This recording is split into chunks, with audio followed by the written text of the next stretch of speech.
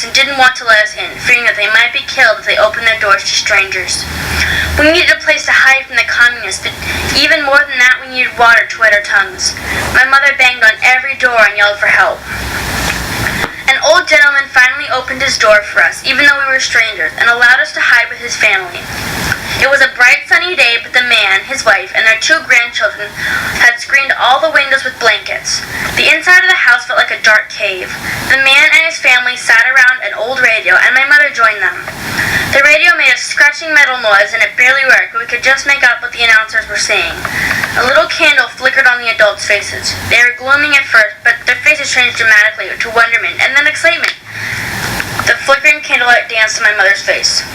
The UN troops landed in Incheon Harbor and fought their way to Seoul, the radio announcer said again and again. The communists have fled back to North Korea.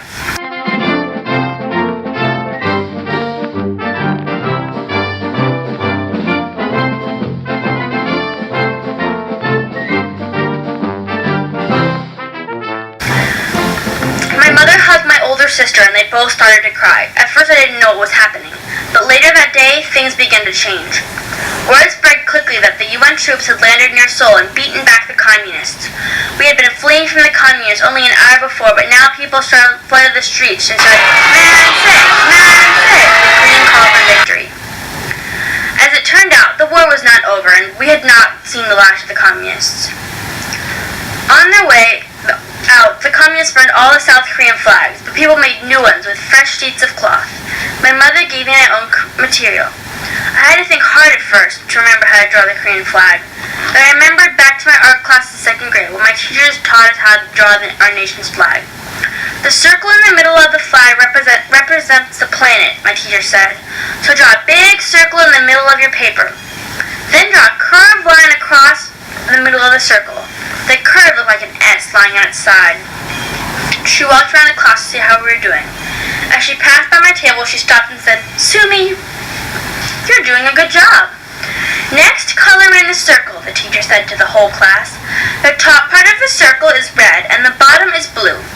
Blue symbolizes the sky and red symbolizes the earth," she explained. "Now get your black crayons out. There are 4 symbols in each corner of the flag." The symbols were difficult to draw. They were different patterns of dark black bars. "We have to be very careful at this point," the teacher said. "You have to get the patterns just right. These 4 symbols show how unified the whole earth is, with perfect space in between all living creatures."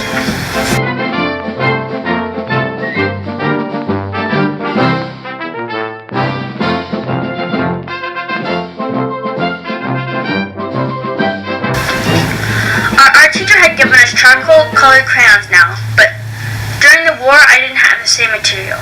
I looked around for the next best thing and grabbed a pile of bamboo sticks. I broke the little bamboo into sections and pasted them onto my flag. As I finished my flag, I realized how much I missed my art class. I handed out flags to people in the street. We rushed toward Main Street, where the American military marched proudly towards City Hall and one of the great gates. The army had landed on the western shore of Korea in a town called Incheon, and now they had all come the way to Seoul. I inspected the marching soldiers one by one, hoping that maybe my father would be there. I didn't see him, but I still hoped that maybe he'd come back soon. I took my doll out of hiding. "Oh, Hia! Come out, we're free! You don't need to cover your yellow hair anymore," I said out loud. I took the black scarf off of your head. "Here's your flag." I gave Hia a little flag that I had drawn and lifted her arms. "Man say! Man say!" we shouted for victory. People celebrated it in the streets and rejoiced. Thousands of flags waved in the sky.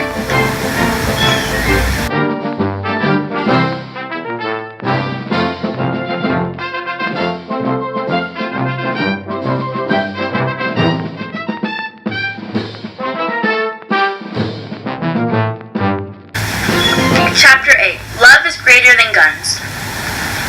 When I came back home that day, I saw how the city had changed. The bombings had destroyed many houses. Some buildings were still burning, and I could smell the horrible stench of burning bodies. Dark smoke and dust covered the sky. Nothing stood upright, even as electric poles bent their heads towards the earth. Dead bodies lay around, waiting for burial.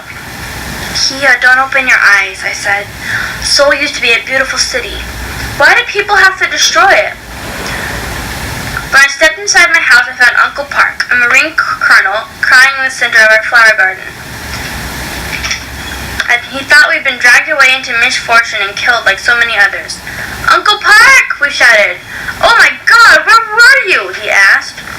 We all burst into tears and hugged each other. My cousin Kianja, 4 years old, was also there with Uncle Park. "Where's Kianja's family? You were with them, right?" my mother asked. "I found her alone at her house," Uncle Park said solemnly. "Her parents are missing." My mother looked down. Kianja's mother was her sister. Uncle Park hugged my mother and whispered encouragement in her ear. "Your sister may still be alive," he said to my mother. She held back tears. Uncle Park was an army captain. The children crowded around him and begged to tell us stories of his adventures. After the Kanyas left, I was the first man to put up the Korean flag on top of the city hall.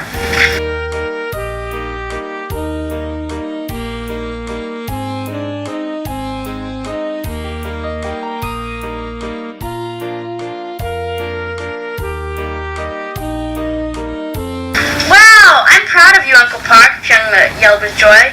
My brothers climbed on top of Uncle Park's shoulders. I was so happy my heart felt like a big balloon. We lived in a very large house. It had double sets of wooden gates with outside gates facing the street and another set of gates behind it.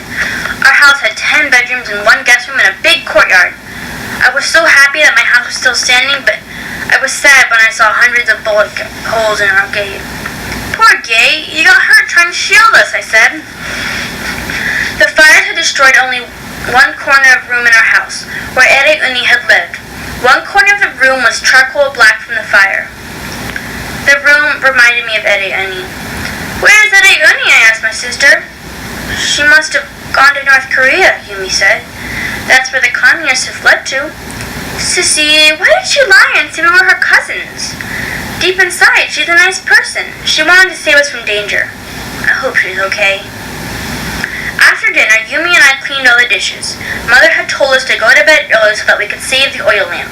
We had to use lamps because the communists had disconnected the electric lines and destroyed the city's power plants. My sister and I went into our room after finishing our chores. My sister was showing me how to knit when my brother burst into our room, startling us. "Hey, Sissy, I've got some horrible news," Pyong exclaimed.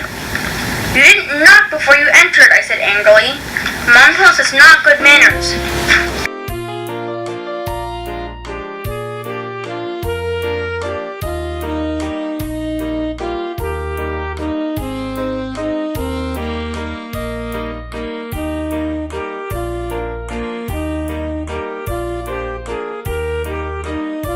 "Boys, didn't you see the warning I put up outside our door?" Yumi said. "It says, 'Keep out, this room is only for girls.'" "This is an emergency," Yun said. Then he lowered his voice to whisper, "Turn off your oil lamp. We have to pretend to sleep." My sister Yumi looked at my brother suspiciously, but then she blew out the oil lamp, leaving only the smell of smoke in the air. We bunched into a circle and whispered. "What is it?" Yumi asked. "Ere Uni got arrested," Pyong said. It was shocking news. "By whom?" "The Korean army," Yun said. "Where did you get this news?" "Some people knocked on our gate. Mother took them to the guest room," Yun said. "I had to go to the bathroom and overheard them on my way back to bed." "Come on," my sister said, and we crept quietly into the hallway. We tiptoed to the guest room and sat outside. The door was shut, but a thin pane of light spilled out from the gap. I couldn't see anything, but inside I could hear voices. I pressed my ear tight against the wall to try to hear better. My brothers looked through the keyhole. "Can you see anything?" Yun asked. "No, I can't. They're behind the paper screen," Yun whispered. But I could just make out what my mothers and the guests were saying.